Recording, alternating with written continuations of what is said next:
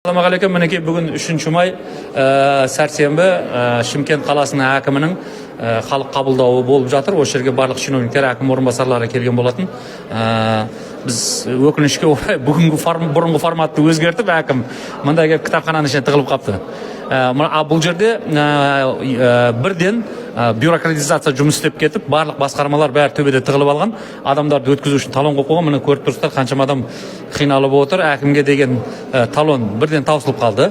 Басқаларына талонмен болмаса да, бірақ ешкімді кіргізбей отырғаны бір қопалдық жасап төбеде. Енді бұл деген не ғой? Яғни президенттің саясатына қарсы әрекет қой негізі. Ашық өкімет деген бағдарлама мына жерде істемей тұр, анық. Чиновниктердің бәрі тығылып алған, сақшылар бәрін бір-бірлеп кіргізіп, бір-бірлеп шығарып жатыр. Тек қана металлодетекторден басқасын бәрі қалды. Айта беріңіз, енді алғашқы біздің интервью алып жатқанымыз бүгінгі күнде. Атыңыз жөніңіз кім болады? Аты-жөнім Абитов Берік болатын, Шымкент қаласы Еңбекші ауданының Тогыз елді мекенінің тұрғынымын. Біздің ең бірінші мәселеміз лестницадан түсіп жатқан кезде лестницамыз қазір жоқ, жартылай жоқ та. Қаяқта лестница жоқ? Мынау Смола деген остановка қойып қойғанбыз өзімізше. Сол ауылдың адамдары сол қатынайды автобуспен ше. Мынау 144 маршрутпен. Оператор бізді бір көрсетесіз бе? Берік көрсетсін. Қай Берік сөйлеп жатқанын? 144 маршрутпен апалар базарға барып келеді, кейбір әйелдер келеді. Мен байқамай қалдым, лестницадан түсіп жатқам, аяғым шалынып кетті ма білмеймін, сырылдым, ана жағым жығылып, сол лестницаны турлап берсе деймін әкімге, қаланың әкіміне. Сіздер Еңбекші ауданында жатасыздар ма? Иә, Еңбекші ауданында жатамыз сол әкімге. Енді соған дос болуға кіремей тұрсыз ба қазір? Жоқ, дос болды, біледі, әкім мырза да біледі. Неге істемей жатырсыз? Не, заявкаларды тастағанбыз уже, бірақ білмеймін. Қазір ГКП деген дос болудың өзінің қолында ғой, ол қаласа істей салады ғой. Бұрынғыдағыдай басқа басқармаға барып жүгірудің керегі жоқ қой. Лестницаны қашан істейді, сол бірінші мәселе лестница болып тұр. Қараңыз, істеймін десе, дәл қазір бүгін барады да істеп тастайды. Соны істеп берсе деймін сол. Өзіне кіріп айтпайсыз ба істеп бер деп? Жібермей тұр ғой, барлығы жібермей тұр ғой. Ол енді дұрыс. Онда мында шақырбасақ қайтеді әкімдер? Аудан әкімдерін. Аудан әкімдер келді өткенде көрді, бірақ сол дос бол ғой да. Иә, сол дос бол мырза көрді өткенде соны. Сол мәселе енді сол лестница. Соған жаңа құлақ бағаныңызға өкпелеп келіп тұрсыз ба? Иә, сол құлаққа қандай сұрақ бар еді? Сол мәселе, сол больницаның поликлиниканы соққан, сол поликлиниканы ашып берсе екен.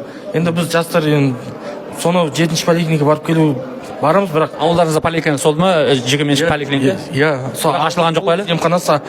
Баяғы Тогыздың өзінің емханасы қайда? Сол Тогыздың емханасы өзімізге ашты да, қазіргі мысалы Тогыз, Айнатас нелер тұрғындар анау 7-ші поликлиникаға барады. Неге? Бұрынғы өзінің поликлиникасы қайда? Поликлиника, емхана бар ма? Емханамыз ашқан жоқ әлі. Сол күйі тұр әлі. Тағы да қайтадан сөйлесеңіз, бұрынғы СССР кезіндегі геологоразведканың өзінің емханасы бар еді ғой, сол жерде ең үлкен емхананың бірі. Сол қайда қазір? Жабық тұр ғой қазір, жабық. Кім жауып қойды оны?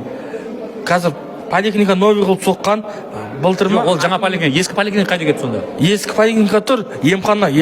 Емхана, жарайды. Ол істеп жатыр ма, істемей жатыр ма? Істемей тұр, емхана жабық. Мен соны сұрап жатырмын, неге істемей тұр? Ол жағын білмейміз. Қанша болды істемей тұрғаны? Мен қашан алдын қайдан әкімге жолып барғанда талон қалыпты. Сонымен анау бас дәрігерден сұрадым, атын ұмытқан, бас дәрігер танымайды екенмін ше. Содан сұрасақ біз Астанаға заявка бергенбіз дейді. Нені? Ана ашуды поликлиниканы. Яғни оны тапсырмаған шығар әлі? Оны 2-3 айда тапсырамыз деді. Бірақ ол қашан екен, апалар уже қиналып барып келіп жатыр 7-ші емхана. Әрине, дұрыс енді. Жарайды, онда болса жаңа департамент басқарма басшысы бар емес, соған кіріп көрмейсіз бе Нұрекеңе? Оны мен аты жөнін танымайды екенмін. Атын тану мақсат емес қой. Денсаулық басқарма басшысы деп кіре беріңіз. Денсаулық сол кіріп содан сұраңыз, жарай ма? Сол поликлиникада енді әңгіме қылмасаңыз да болады. Оны әкім қазір қаласа прям қазір барады шешіп тастай салады. Хорошо, сол иә. Жарай ма? Тогыз емханасын шешпесе болар еді. Лестницаны қандай қылып істеу керек сіз құламау үшін? Жоқ, енді ол жерде бізде мүмкіндігі мына коляскамен жүретін аталарды бар, көкелер. Мен соны сұрап жатырмын ғой. Жаңағыдай ұзындау қылып, жаңа текпешек болу керек па, жоқ әлде бізде саяға былайынан бүйтіп көтеріліп шығатын, бүйтіп көтеріліп тұр. Бекет деген халық көрмейді ғой, сол үшін мен айтып жатырмын.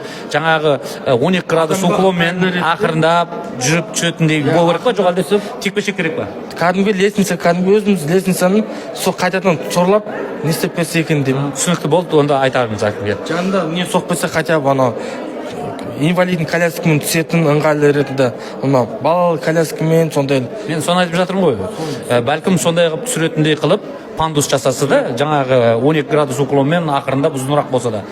қиналмайсыздар, Иә. текпе-шекпен шықпайсыздар. қазір ол мүмкіндігі шектеулі азаматтар лестницадан сәл 5 километрден бастап айналып келіп түсіп алды. Өйткені ол жерде жолдан былайынан асфальт түскен. Түсінікті. Айналып келіп түсіп алды олар. Түсінікті. Оны Айналдырып жүр. Бір айналдырып деген енді инфрақұрылым басшылығына мен хабарласамыз, өзімізде сөйлесеміз. Жарай ма? Рахмет сізге. Сау болыңыз.